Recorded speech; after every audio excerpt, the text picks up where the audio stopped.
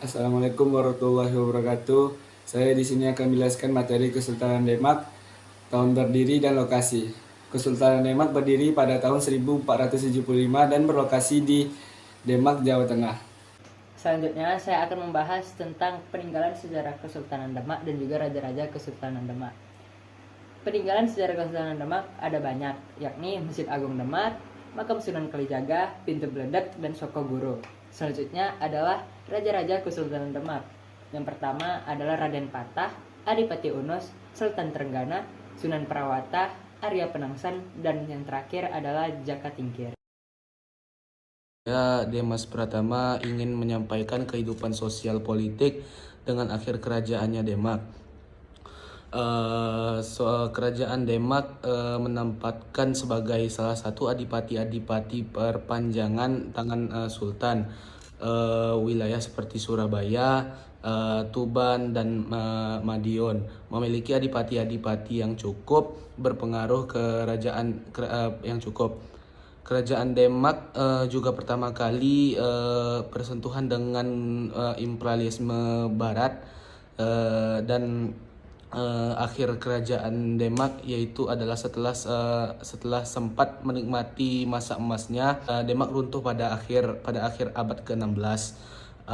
Salah satu penyebabnya yaitu adalah sebagai kerajaan Demak adalah perang saudara yang terjadi antara Sunan Prawoto dan Arya Penangsang.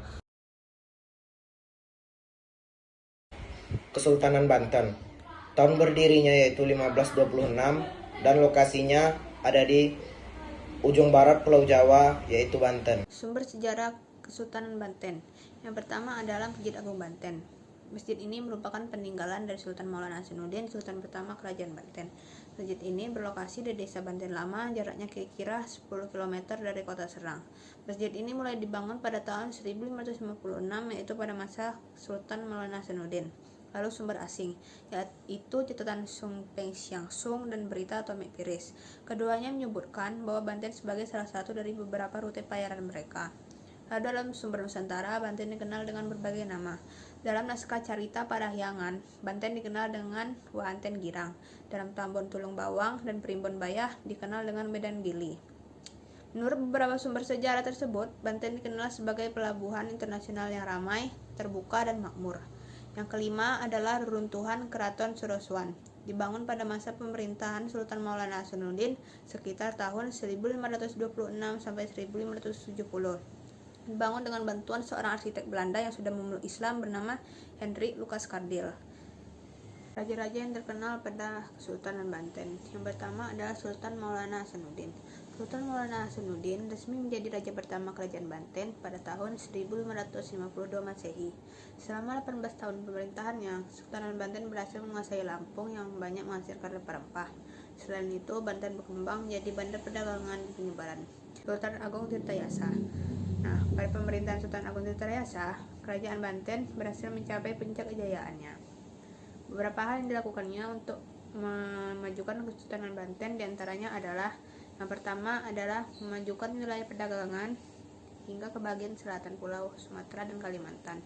Yang kedua, Banten dijadikan sebagai tempat perdagangan internasional yang mempertemukan perdagangan lokal dengan pedagang Eropa. Yang ketiga, memajukan pendidikan dan kebudayaan Islam. Yang keempat, melakukan modernisasi bangunan keraton dengan batuan arsitektur Lukas Kardel. Yang kelima, membangun armada laut untuk melindungi dari kerajaan lain dan serangan pasukan Eropa. Selanjutnya adalah kondisi sosial politik Kesultanan Banten. Pada awalnya, Banten termasuk wilayah kekuasaan Kerajaan Demak. Namun, pada tahun 1526, pada Kerajaan Demak terjadi perebutan kekuasaan. Hal ini menjadi kesempatan bagi Adipati Banten untuk memisahkan Banten dari Kerajaan Demak dan membangun kerajaan sendiri. Sultan Maulana Hasanuddin menjadi Sultan pertama atau Raja pertama Kerajaan Banten. Kerajaan Banten mengandalkan pelabuhan sebagai pusat perdagangan dan pangkalan militernya. Dalam kehidupan sosial, Kesultanan Banten memegang nilai-nilai keagamaan Islam. Tarekat dan tasawuf berkembang pada masa itu. Walaupun mayoritas penduduknya beragama Islam, namun mereka tetap menerapkan nilai toleransi kepada umat beragama lainnya. Kesultanan Banten mencapai puncak kejayaan pada masa Sultan Ageng Tirtayasa. Akhir Kesultanan Banten. Sultan Ageng Tirtayasa digantikan oleh putranya yang bernama Sultan Haji. Pada masa pemerintahan Sultan Haji, ia menjalin hubungan baik dengan para pedagang Belanda, yaitu VOC. Hal tersebut membuat ayahnya, Sultan Ageng Tirtayasa, merasa kecewa. VOC melakukan politik adu domba kepada Sultan Haji, yang pada akhirnya mengharuskan Sultan Haji untuk menyerahkan wilayah kekuasaannya bagian Lampung kepada VOC. Setelah mangkatnya Sultan Haji, VOC semakin memperbesar pengaruhnya di wilayah Banten. Dari kalangan istana dan rakyat merasa sangat kecewa kepada pemerintah Banten karena menyerah begitu saja kepada pemerintah VOC. Pada tahun 1808, Gubernur Hindia Belanda menyatakan bahwa Banten telah masuk ke dalam wilayah kekuasaan Hindia Belanda. Pada tahun 1813, nama Kesultanan Banten resmi dihapuskan oleh kolonial Inggris. Dan hal tersebut menandakan berakhirnya kekuasaan Kesultanan Banten.